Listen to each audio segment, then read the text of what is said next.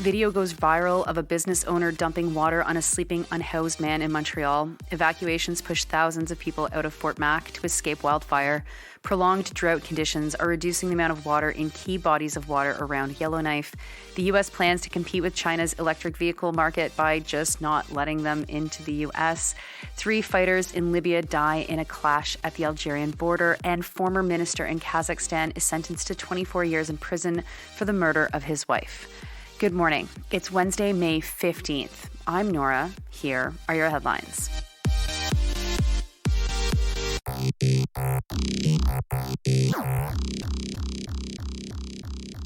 We start today in Montreal's Chinatown. A video has gone viral that shows a man dumping water out of a metal container that restaurants usually use for toppings over a man sleeping in a doorway. The video claims that the man with the water is a business owner. He is handed the container full of water by a woman from inside the building. Both the woman and the man are white, or at least white passing, and the victim of the assault is black. The article from Global News' Felicia Parillo reports that the restaurant that is located there apologized on Instagram. They are called La Toxica Montreal. Very appropriate. They said that they had tried to wake the man several times, but it was the owner of another business in the building, MTL Gaming Center, that, quote, resorted to a more abrupt act, unquote, which is the unfortunate euphemism that Parillo gives to what was an assault.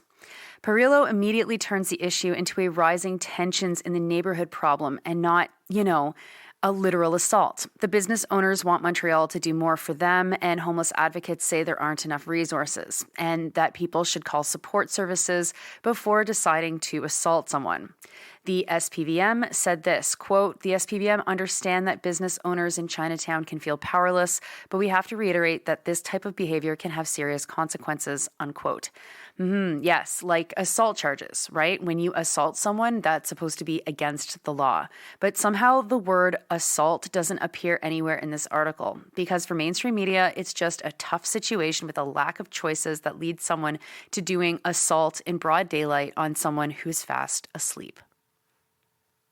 Next to Fort Mac, where the neighborhoods of Beacon Hill, Abysand, Prairie Creek, and Grayling Terrace were all ordered to evacuate to Lac La Biche County.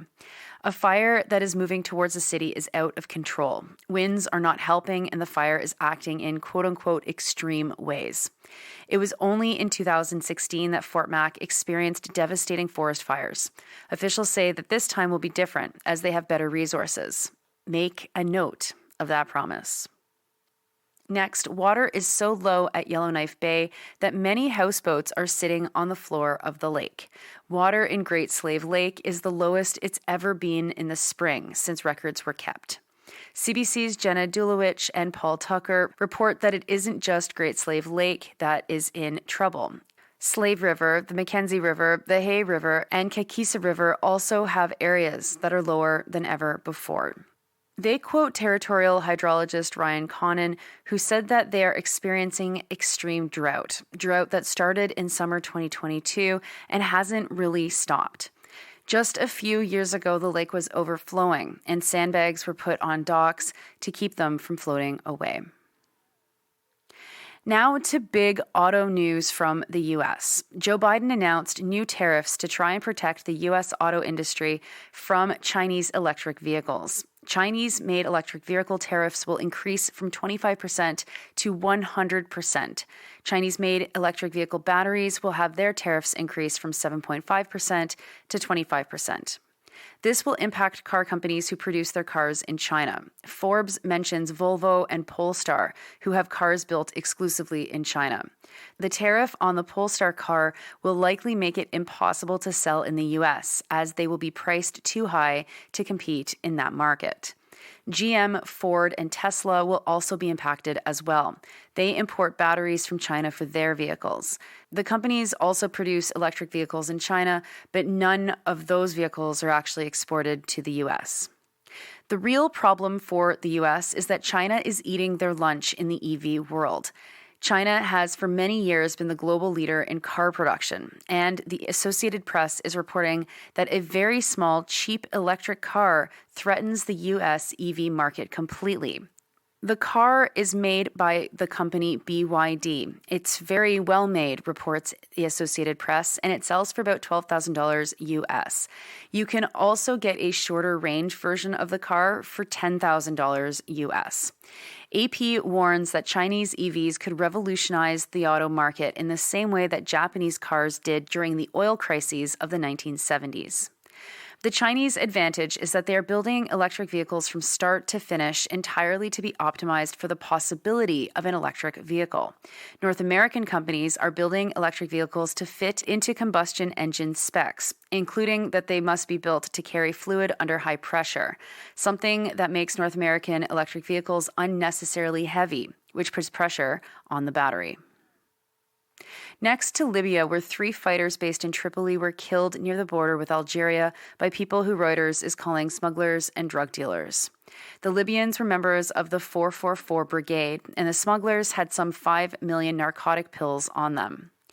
Reuters explains that ever since NATO took down Muammar Gaddafi, there has been a power vacuum in Libya. Naturally, smugglers have been the ones to rush into the vacuum and occupy it. Drug smuggling is a key way that organized crime is financed, and Libya recently held a summit of 26 African nations to discuss how to combat smuggling. And finally, to Kazakhstan, where a former economy minister has been sentenced to 24 years in prison. He's been convicted of torturing and murdering his wife. Al Jazeera says that Kuandike Bishimbayev's trial has been seen as a message to say that no one in Kazakhstan is above the law. His murder of Sultanate Nukanova sparked a movement in Kazakhstan to criminalize domestic violence. Parliament passed a law doing just that a month ago. Bishimbayev was the economy minister in 2016. In 2018, he was convicted of bribery, but didn't serve more than 3 years of his 10-year sentence. He murdered Nukanova in 2023. Those are your headlines for Wednesday, May 15th. I'm Nora. You're listening to this podcast at sandynora.com, on the Real News Network podcast feed, and anywhere you get your podcasts. I hope you have a wonderful Wednesday. It's halfway through the month already. I'll talk to you tomorrow.